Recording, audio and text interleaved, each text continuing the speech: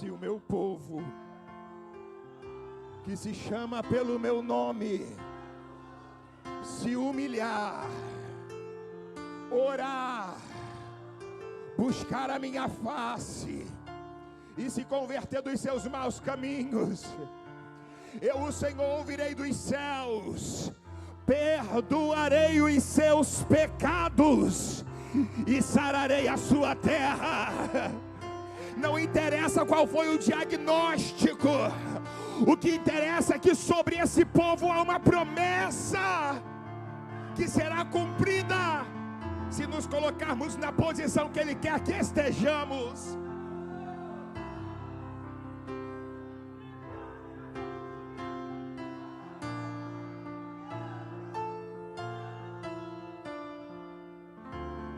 Oração nunca é demais, querido.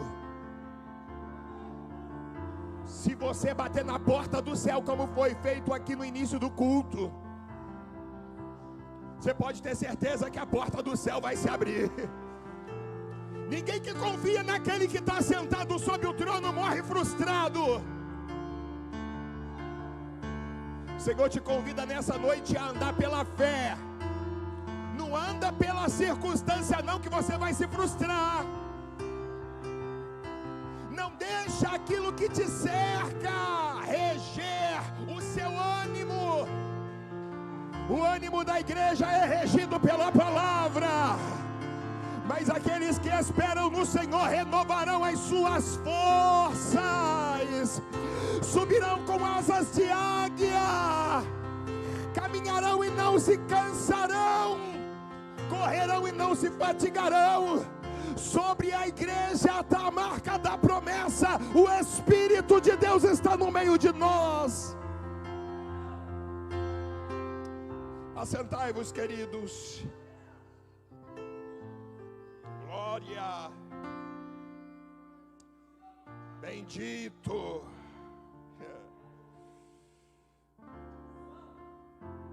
Povo de Deus, a vitória é nossa.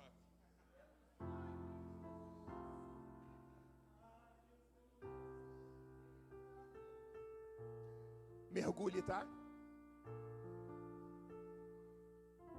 Mergulhe. Pode. Mergulhe. Mas, pastor, eu vou mergulhar no oceano do Espírito. Mergulhe.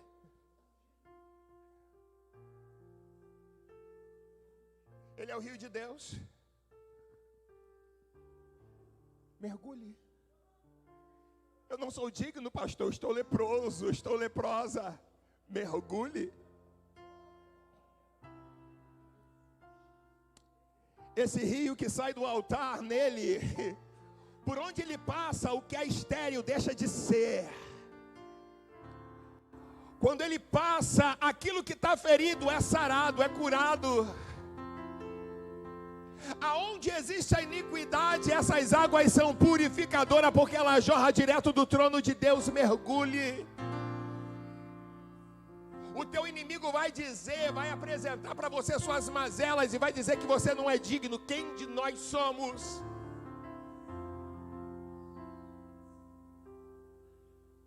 O pecado não faz de nós a pior criatura, mas o pecado deixou-nos na pior situação possível, a situação de perdido. Por isso não interessa se você está no fundo do poço, no meio do poço, ou só uma manilha abaixo. Tu está dentro do poço. Mas a mão que estende ao que está necessitando, Ele está aqui. Então somente adore. Adore. Será que a minha adoração vai chegar no céu, pastor? Adore. Caminhe arrebentado, mas caminhe. Se não der para correr, ande. Se não der para andar, para correr, ande. Se não der para andar, engatinhe. Se não der para engatinhar, rasteje. Se não der para rastejar, role. Se não der para rolar, grite, mas faça alguma coisa. Não se renda. Não se renda. Existe esperança até para quem já afundou. Pastor, eu já afundei. Mas se você levantar a tua mão, quem está de fora vai ver que a mãozinha está lá, olha, tem sinal de vida. Ele afundou, mas não desistiu. Olha lá, está se batendo lá embaixo da lama, está se batendo, está se batendo. Não se renda. Essa casa é uma casa de cura. Você, a sua família, vai ser o testemunho vivo de que Deus está nesse lugar.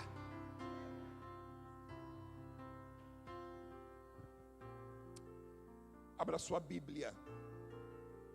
Como todas as quintas-feiras, pregamos aqui expositivamente no livro da segunda carta do apóstolo Paulo a Timóteo. O capítulo é o de número 2. Aleluia. O Senhor está renovando as forças de muitas pessoas aqui essa noite. Tá, porque às vezes o cansaço bate. Às vezes a tentação fala mais alto. O diabo às vezes vem com o histórico do inferno e quase nos convence de que Deus não vai nos ouvir. O diabo, ele tem um poder de convencimento muito grande. Muito grande. Ele convenceu a terça parte dos anjos que não tinham pecado. Ele convenceu a terça parte a se rebelar contra o Criador. Se ele convenceu a terça parte dos anjos, você acha difícil ele te convencer que para você não tem solução?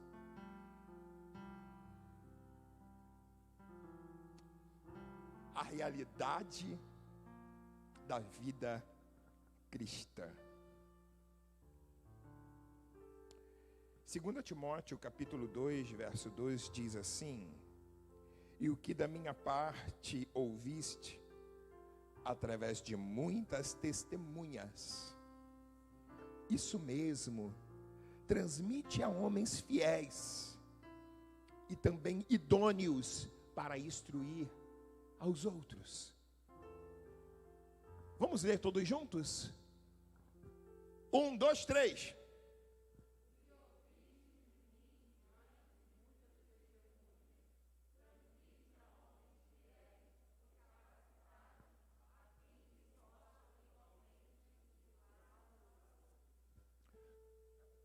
Só os homens bem fortes, vamos lá. 1, 2, 3.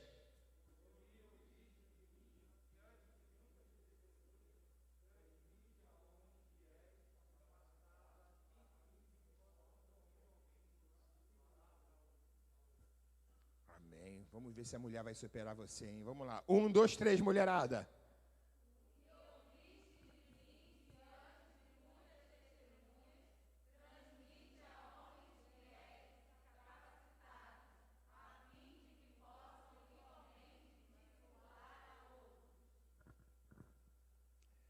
Queridos do Senhor, o que da minha parte você ouviu, Timóteo? Você ensina às outras pessoas.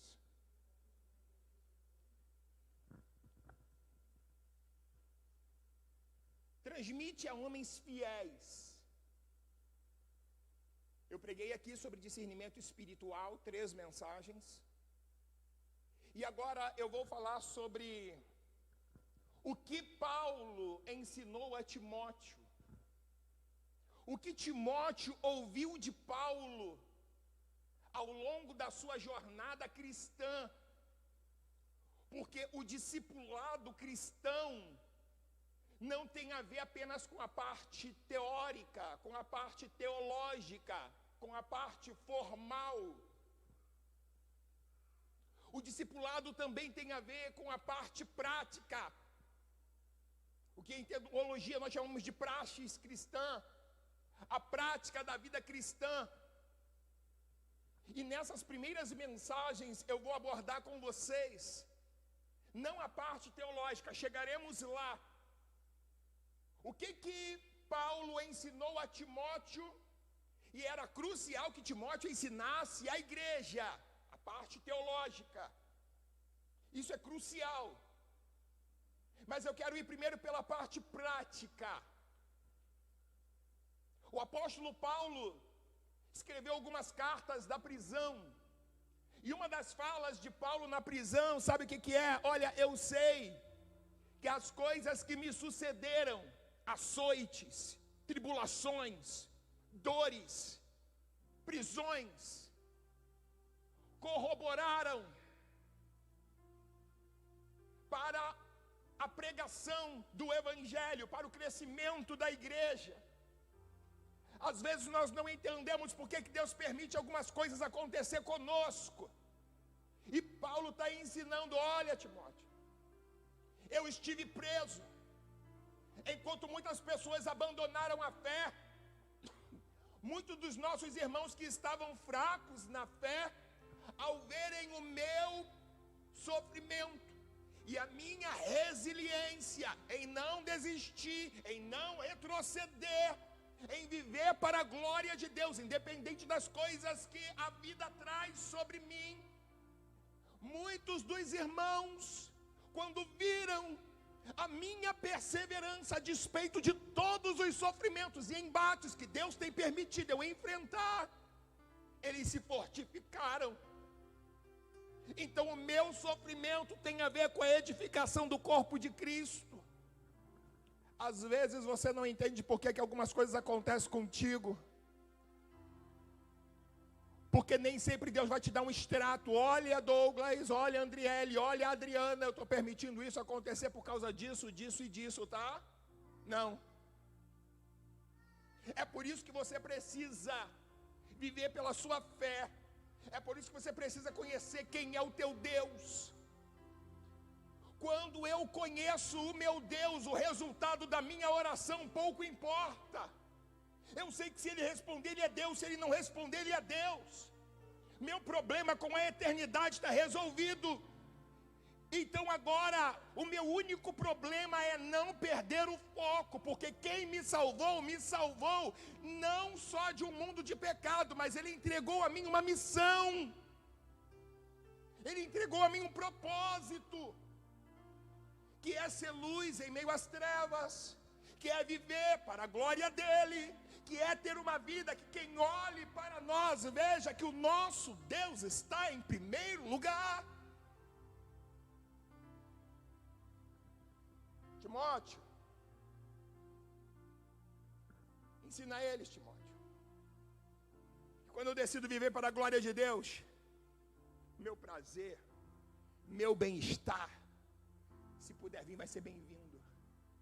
Mas se não puder, a minha prioridade é ter uma vida que glorifique a Deus, seja no palácio ou seja no deserto,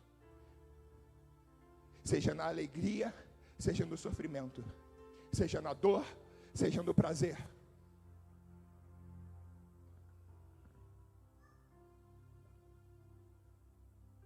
Sabe por quê? Quando nós olhamos hoje para o evangelicalismo brasileiro, nós vemos muito pouco evangelho nos ditos evangelhos, porque muitos de nós estamos vivendo para o nosso bem-estar. Muitos de nós estamos vivendo para o nosso deleite. Se é para o meu deleite, se é para eu ganhar um pouco mais, eu acordo um pouco mais cedo. Se para trabalhar em Caxias e ganhar R$2.000 por mês, acordo às 8, e trabalhar em Campo Grande, em Santa Cruz do Matadouro, para ganhar 7.000, eu acordo 3 da manhã para ir para lá. Nós vemos um monte de pessoas que falam que creem em Deus, que querem viver para a glória de Deus, mas na verdade eles vivem para o seu ventre. Esses dias eu estava estudando matéria de vestibular. Tem hora que eu estou estudando lá as coisas e a mensagem vem, eu deixo lá que eu estou estudando e o Senhor começa a palestrar comigo mensagens. E eu falei, caramba, às vezes eu fico no meu escritório 3, 4 horas estudando.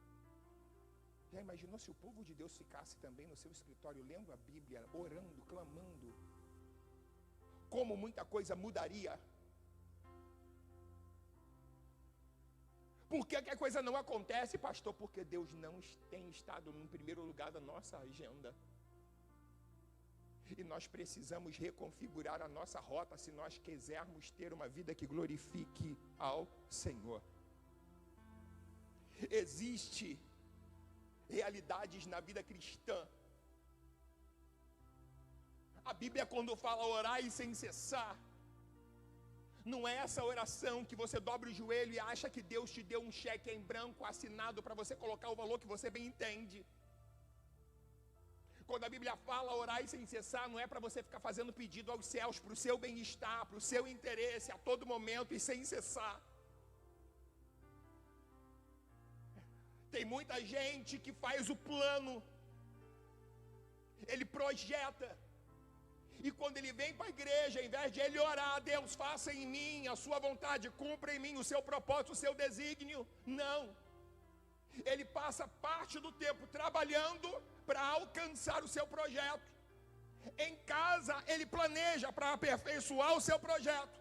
Na igreja ele vem, e quando ele vem ao altar para trazer o dízimo, a oferta, ele não vem para abençoar a obra, ele vem para que Deus abençoe o projeto dele. Você já aprendeu aqui que quando eu venho no altar trazendo o dízimo, trazendo a oferta, eu tenho que pensar no bem-estar do reino.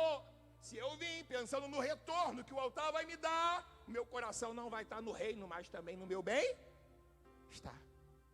O retorno do céu é, entre aspas, um efeito colateral para quem tem o coração depositado no altar. Tem muita gente vindo para a igreja para clamar a Deus, para que Deus abençoe os seus planos. Tu está errado, meu irmão. Tu tem que orar para Deus colocar você no lugar que Ele está abençoando. Deus, onde é que o Senhor está movendo? Onde é que o Senhor está com as suas mãos estendidas? Qual é o local que o Senhor está abençoando? Mas não. Nós planejamos tudo.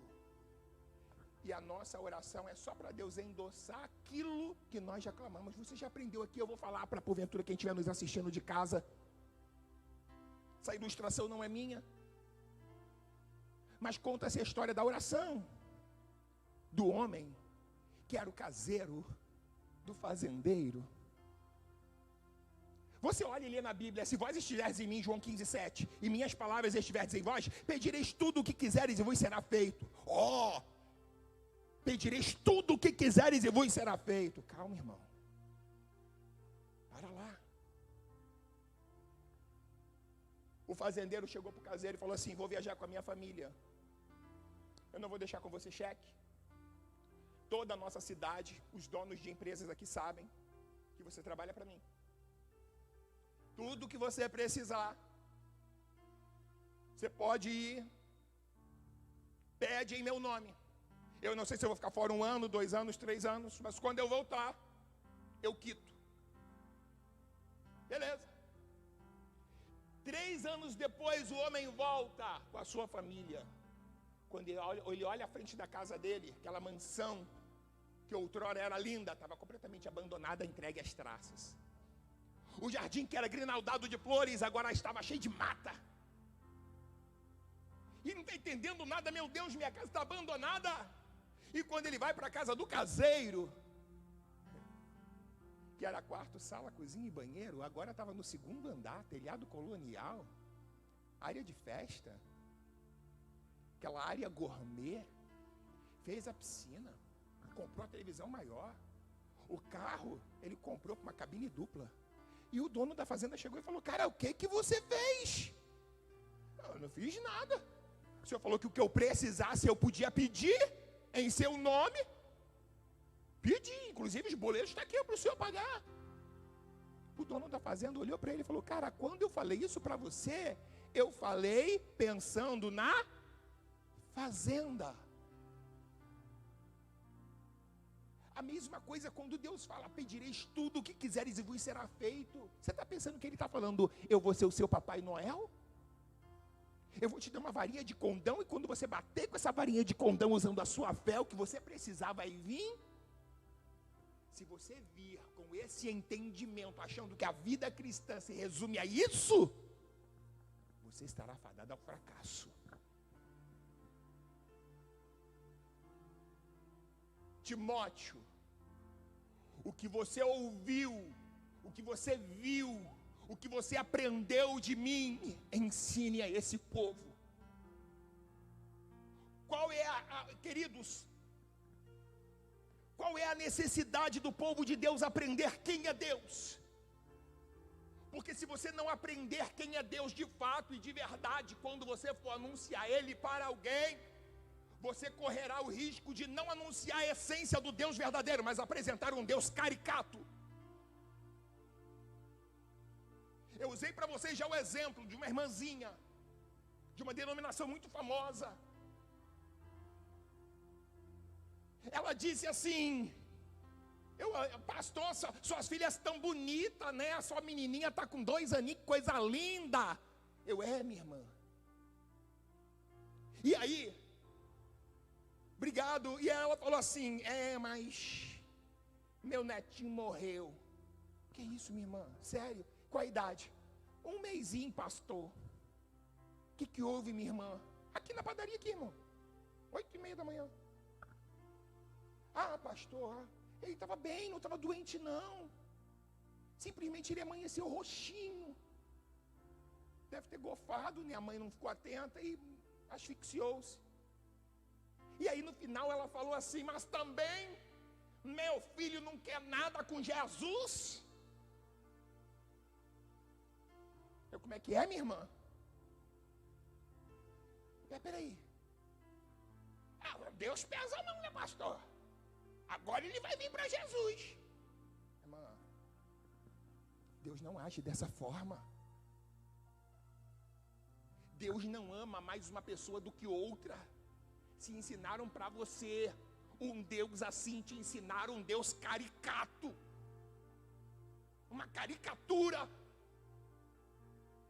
Que Deus é esse? Que Ele é tão perdidamente apaixonado pelo seu filho, minha irmã, que falou assim: olha, você vai vir igual uma mulher psicopata que fala: não interessa se você não me ama, eu quero você, eu quero você, eu quero você, e se você não for meu, você não vai ser mais de ninguém. Deus não é esse psicopata não, minha irmã. Deus não age dessa forma não, minha irmã. Que história é essa? Deus é tão apaixonado pelo seu filho que Ele está disposto a matar seu netinho para ter o seu filho. Eu te amo tanto que eu mato seu filho se você não vir. Alguém está entendendo o que eu estou dizendo? Diga amém. Aí ela olhou: irmã, sabe o que a Bíblia diz? Quando pois vier o Consolador, Ele convencerá o homem da justiça, do pecado e do juízo. É o Espírito Santo quem convence a gente. É o Espírito Santo que transforma nosso coração de pedra num coração de carne. É o Espírito Santo que circuncida a nossa mente para que os nossos sentimentos possam corresponder aos sentimentos divinos. Que isso, minha irmã? Zacarias 4:6 diz assim: olha, não é por força e nem por violência, mas é pelo meu Espírito, diz o Senhor dos Exércitos. Quantas pessoas estão anunciando um Deus caricato, gente? Não param para aprender a palavra e querem ser pregador. Pregador de quê?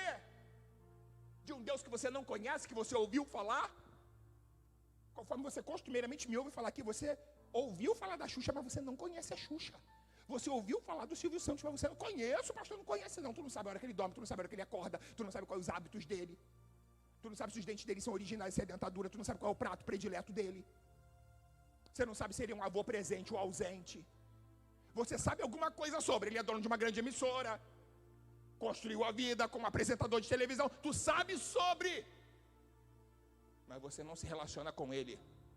Tem muita gente assim: eu conheço a Deus. Conhece não. Prova viva de que tu não conhece é que quando o dia mau chega, você desiste da fé.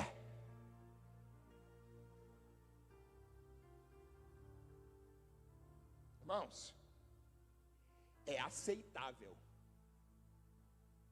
você desanimar. É aceitável você perder as forças. E para não trazer escândalo no reino, você se intitular como desviado. mas voltar-se para outros deuses, virá um apóstata, virá um inimigo da fé.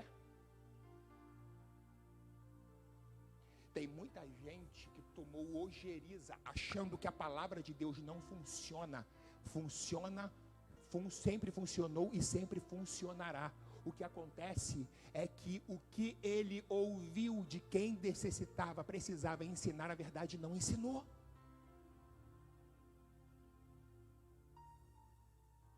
Falta hoje as pessoas serem igual os crentes de Bereia. E quando você ouve falar assim, você tem que ser igual o crente de Bereia, você acha o quê? Que os crentes de Bereia ficavam assim, né? Com a Bíblia na mão, não é?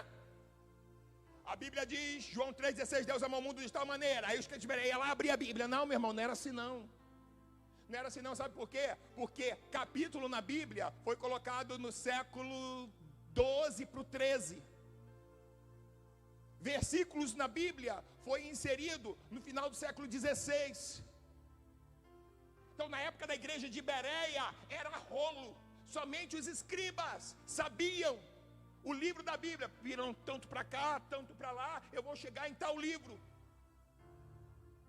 Como os crentes de Bereia faziam, pastor? Anotavam, chegando em casa, eles iam ler as escrituras como um todo, até saber se aquele ensinamento tinha a ver com a palavra. Irmãos, esse dia eu estava olhando o Serd Play, quanta coisa que Deus já ministrou nesse altar, gente. Quanta coisa que Deus já ministrou nesse altar aqui. Se você for para o Facebook, que na parte de vídeos tem mais de 70 mensagens com temas tremendos lá também. Quanta abundância de alimento que Deus tem dado e dará muito mais. Mas nós perdemos 5 horas assistindo Netflix. E não paramos para comer um alimento repetido. Quem come arroz e feijão todo dia, com mais alguma coisa a mais? Arroz e feijão é a base do seu prato. Quem é? Quer dizer, por que você não vai repetir? Por que você não vai repetir? Eu não posso repetir mensagem, mas nem preciso mais, porque se você quiser assistir uma mensagem, você pode ir lá no Serd Play. Esse dia eu estava assistindo a luz que o Evangelho nos traz, de sinais que ainda estão em trevas. Deus ministrou meu coração, comigo pregando.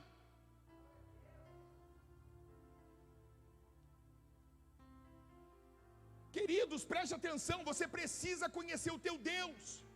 Pastor, eu estou fraco, eu estou desanimado. Lógico, a Bíblia diz no livro de Daniel que o povo que conhece o Senhor torna-se um povo forte e destemido.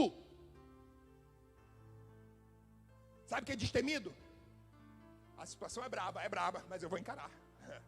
Vou encarar lá.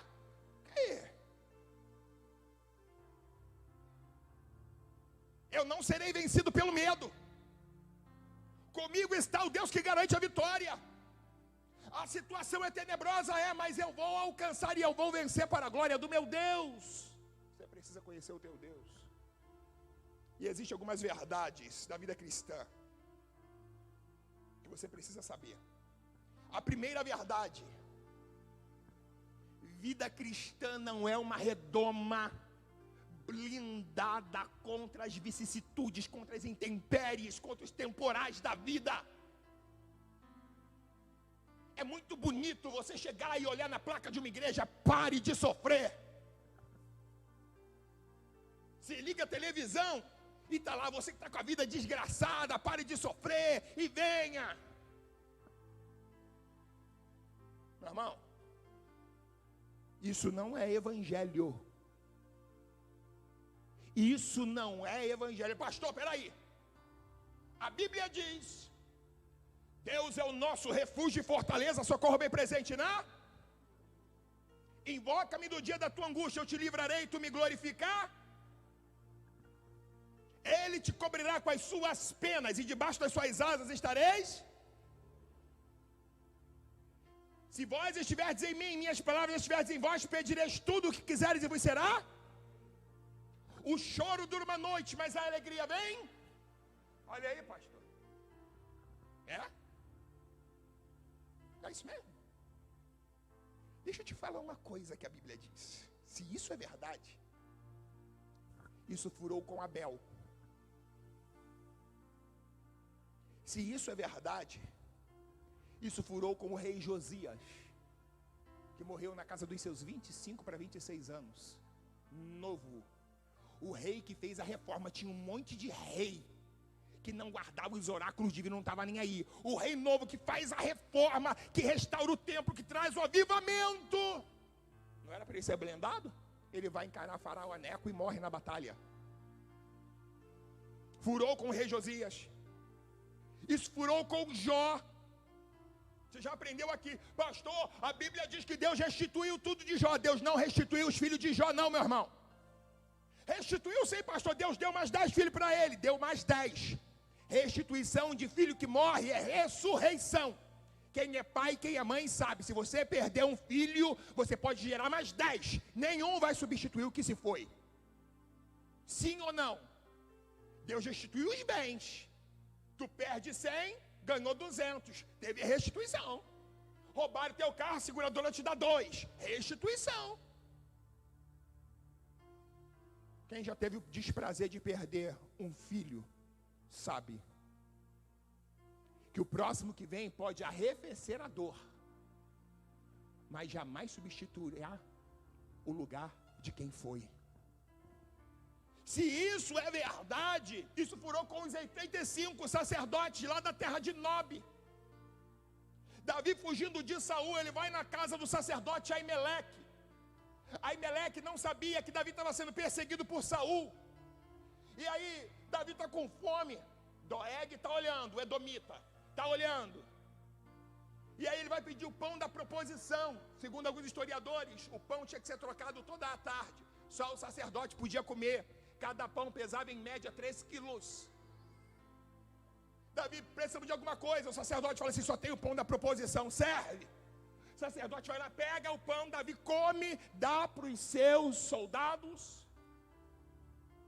E ele vai perguntar: tem alguma arma aí? Tem a arma de Golias que você matou. Doeg vai lá e denuncia para Saul: olha, o sacerdote não sabia de nada, está dando comida para Davi e aquele bando de vândalos que está com ele. E ainda deu a arma de Saul para Davi.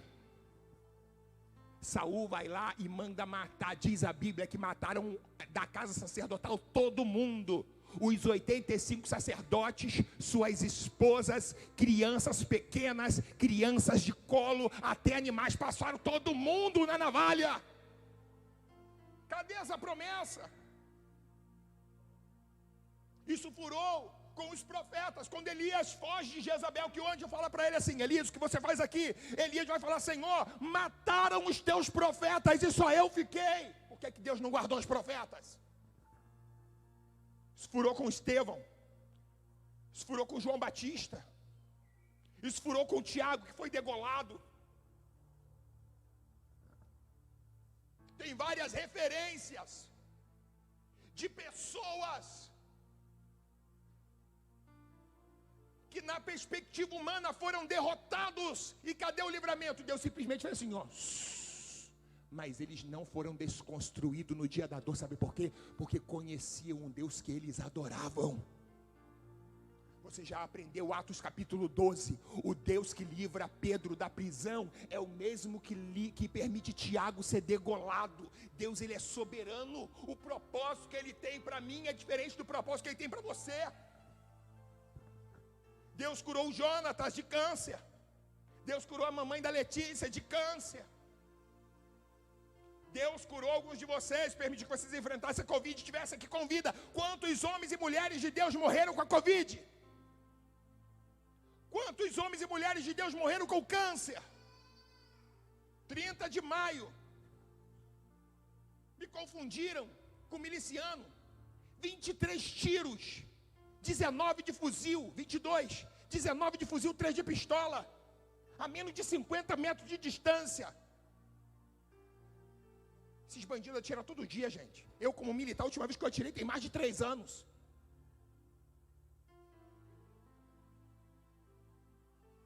Deus me livrou daquele fuzilamento, mas quantos homens de Deus com um tiro só sucumbiram? Os que não morreram ficaram especiais.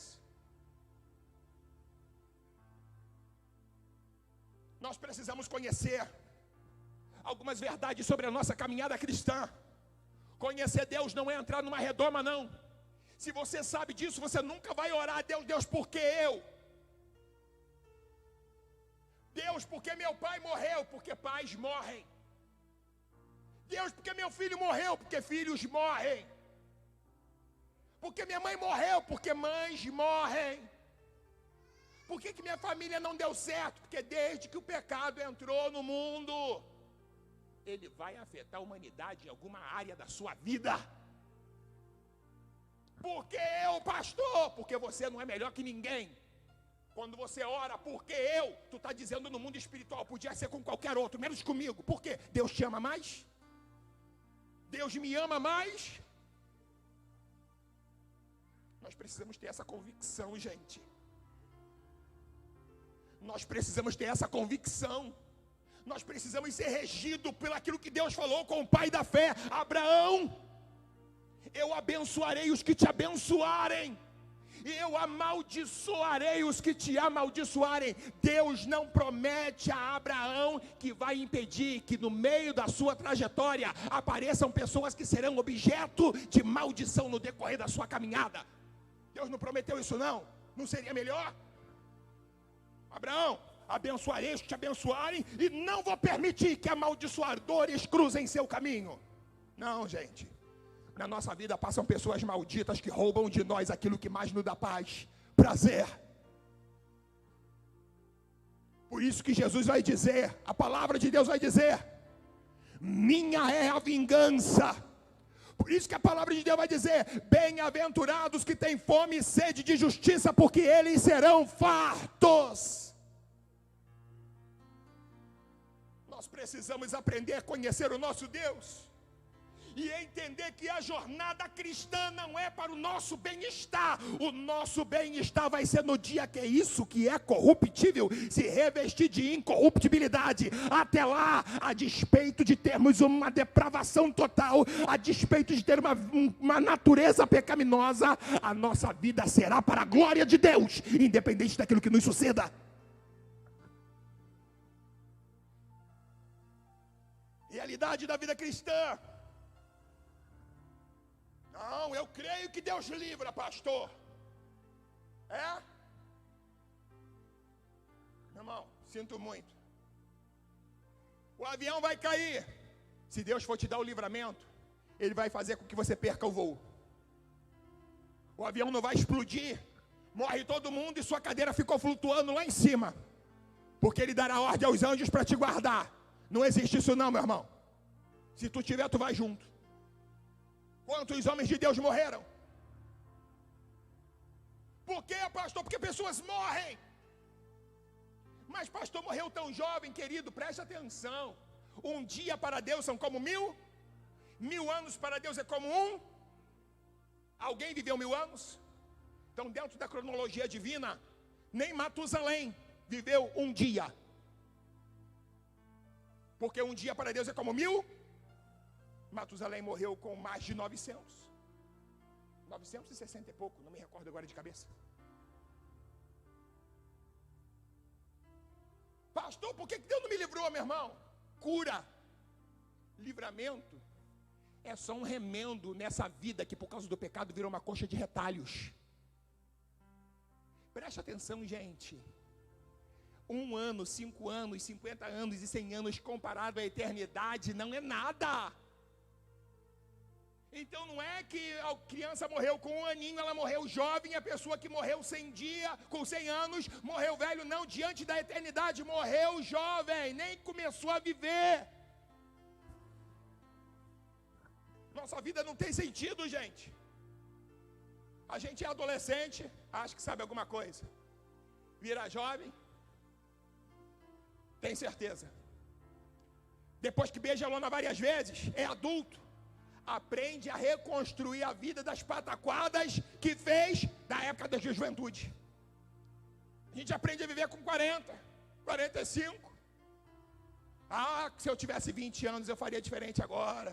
Ah, quando tu chega com 50, que agora você está começando a estabilizar a coisa, começando a aprender, você já percebe que agora você tem mais passado do que futuro. Quando a gente aprende a viver, a gente já está na antessala da morte. O pecado abreviou a nossa vida. Cura é só um pequeno remendo para esse pouco tempo que temos chamado vida.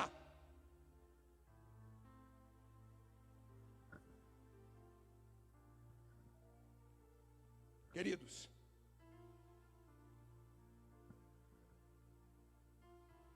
vou falar mais um tópico aqui, para tentar finalizar, a primeira parte dessa mensagem. Primeira coisa da realidade da vida cristã, Deus não nos insere numa redoma. Segundo, você precisa aprender a lidar com frustrações. Olha para essa pessoa bonita do teu lado e fala assim: aprenda a lidar com frustrações.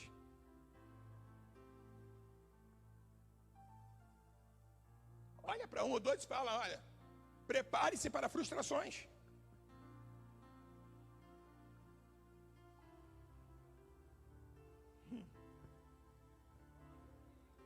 Prepare-se para frustração, gente. Nós fomos ensinados desde cedo. Estuda para você ser alguém. Estuda para você vencer na vida. Desde o Éden, quando fomos criados por Deus, Ele falou assim: ó, dominai. Está na nossa essência.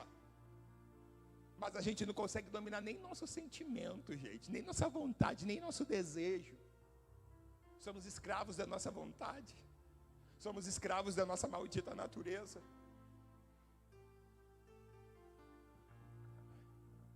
Empresas estimulam jovens se aperfeiçoarem, dão bônus para que eles alcancem a excelência, para que eles vençam, para que eles dominem, para que eles avancem.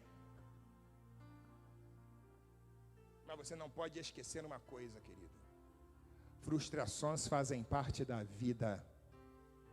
Não há céu lindo que não tenha o seu período de tempestades. Não há estradas, por mais perfeita que seja livre de acidentes.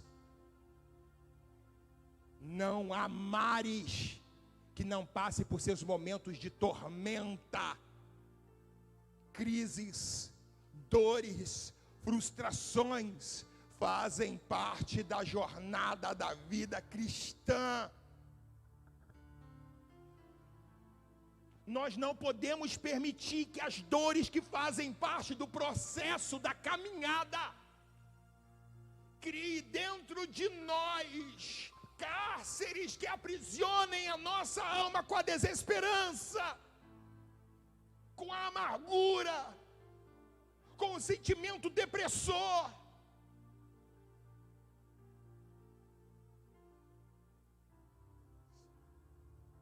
Você precisa reagir.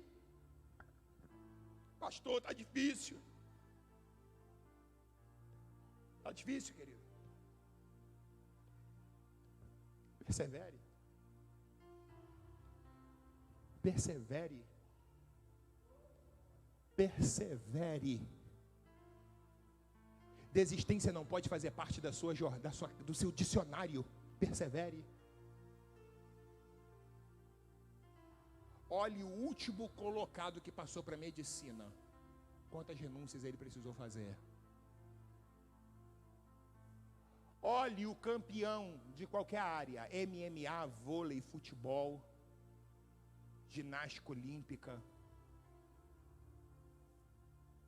Quanto ele abriu mão dos prazeres, quanto de suor, como ele teve que se superar a cada dia para ele vencer.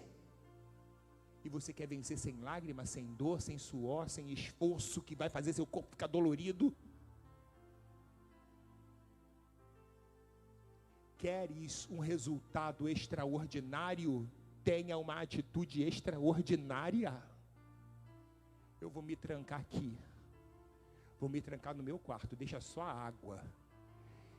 E nem que eu grite, que eu berre, que eu bata com a cabeça na parede, mas ou Jesus me liberta dessa maldição, ou a minha vida muda, ou então ou muda, não tem outra alternativa, porque suicídio não pode fazer parte do seu vocabulário.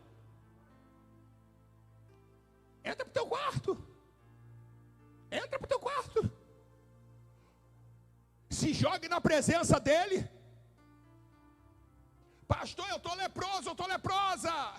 Bem-vindo ao time. Em Israel, o leproso, quando ele saía do leprosário, ele tinha que gritar a uma certa distância: leprosos, leprosos. Ele tinha que estar encapado. Faz igual o leproso de Mateus capítulo 8.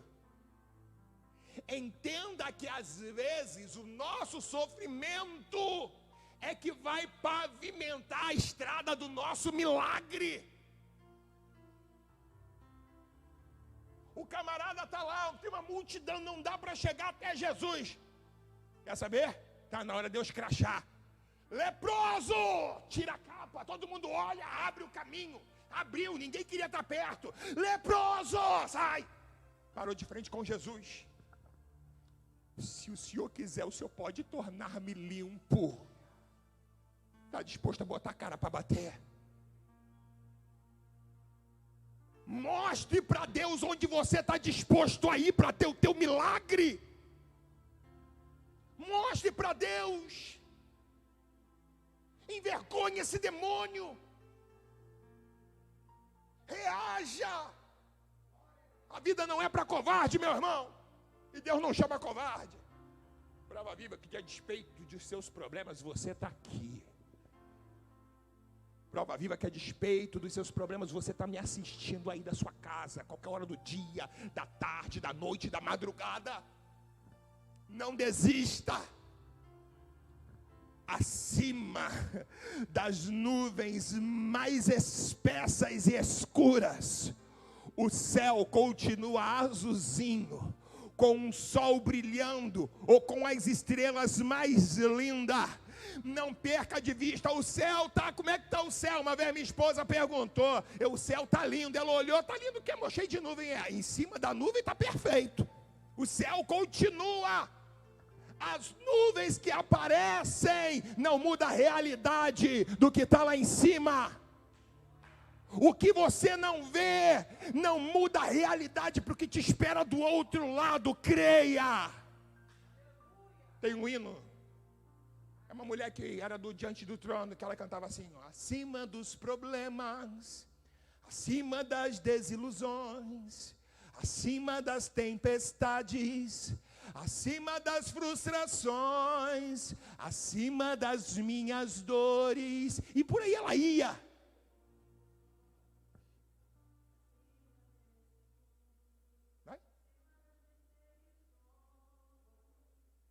Como é que é o coro dessa música?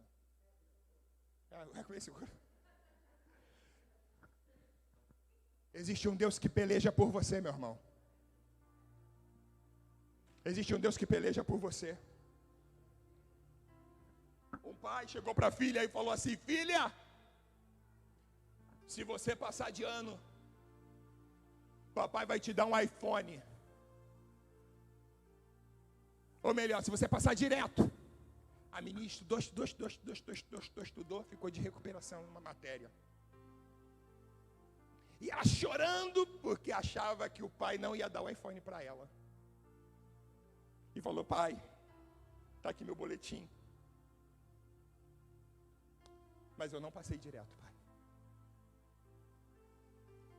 Eu não mereço. Pai pegou o presente. Toma. Pai, eu não mereço. Primeira lição, filha. Isso se chama graça. O diabo tenta te convencer que Deus te ama à proporção daquilo que tu fazes. Não. Deus te ama pelo que você é.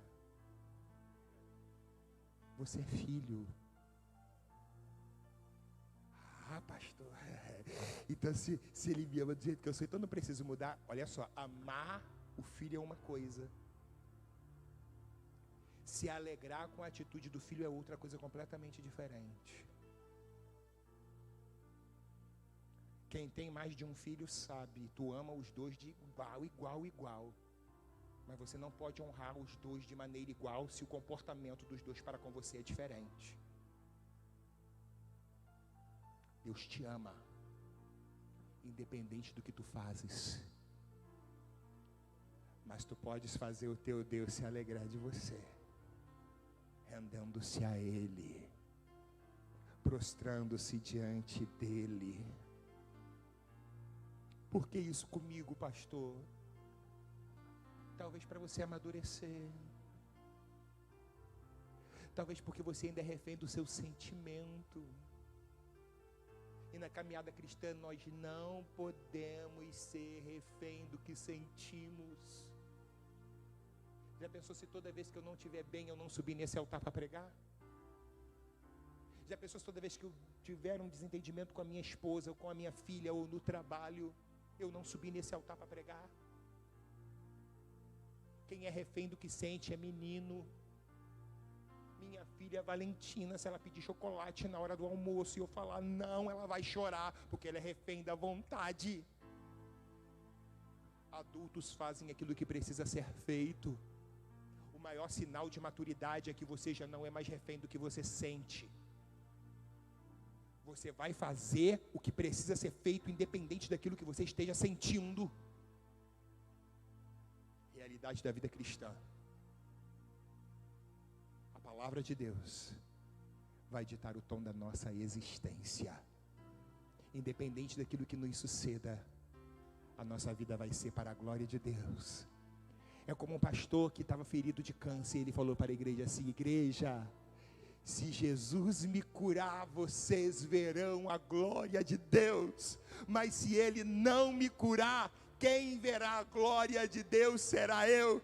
De uma forma ou de outra, a glória de Deus estará sempre sendo a nossa maior prioridade. Viva para a glória de Deus. E se você crê nessa palavra, aplauda o Senhor bem forte.